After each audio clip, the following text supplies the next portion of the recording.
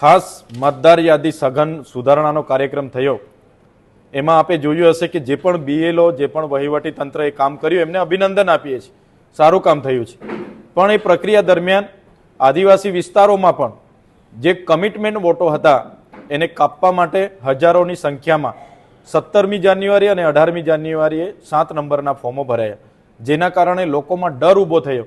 મારું નામ તો નથી નીકળી ગયું અને જેના પણ નામે ફોર્મ 7 ભરવામાં આવ્યા એમને નોટિસો આપવામાં આવી, એમને ફરી પોતાના પુરાવાઓ લઈને ઈઆરઓની કચેરીએ ધક્કા ખાવા પડ્યા.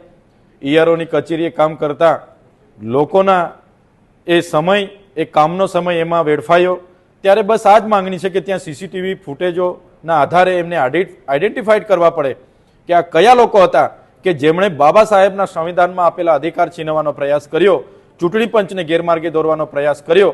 એમના પર કાર્યવાહી થાય એવી અમે માંગ કરીએ છીએ.